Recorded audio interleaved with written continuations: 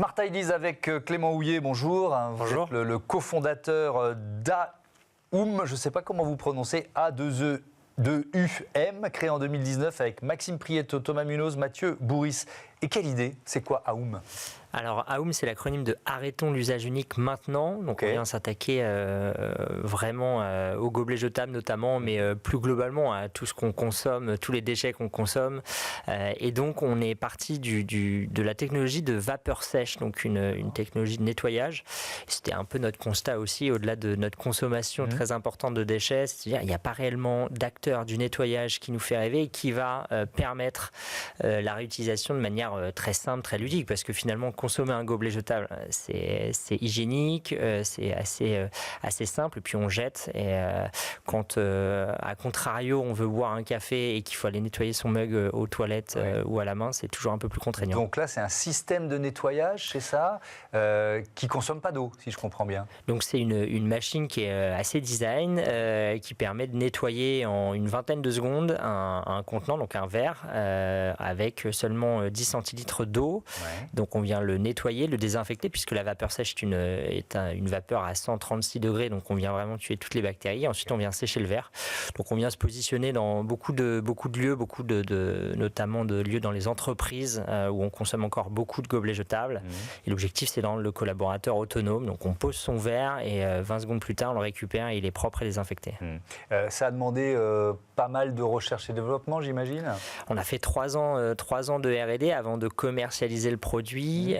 Donc en effet, ça a été beaucoup de travail, aussi d'industrialisation, donc développer la technologie, puis développer le produit, industrialiser et puis produire, puisqu'on a aussi fait le choix d'avoir un centre de production chez nous. Donc on produit à Châtillon avec nos équipes de montage. Donc on prône aussi la réindustrialisation française. Vous dites que c'est une révolution technologique du nettoyage. Je comprends bien pourquoi. Si on compare avec d'autres systèmes, il y a des gains en eau, en électricité par exemple?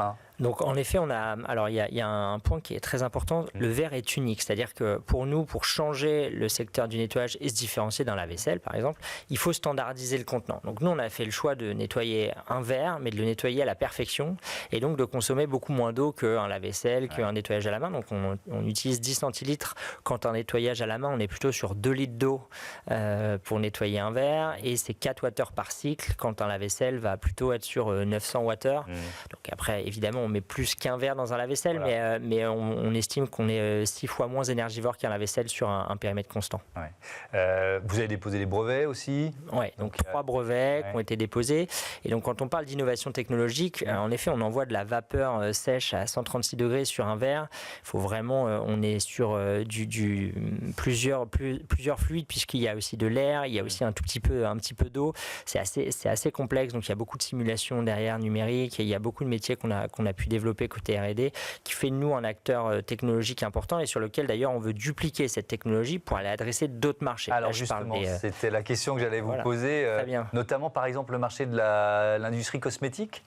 Exactement, c'est un marché qui est intéressant. Juste un chiffre, c'est aujourd'hui les contenants plastiques, c'est 35 kilos par Français par an en moyenne, donc on consomme encore beaucoup de plastique, et donc on veut utiliser cette technologie. On est aussi accompagné par France Relance 2030 avec le programme IDEMO pour continuer de venir travailler sur cette R&D, cette technologie-là.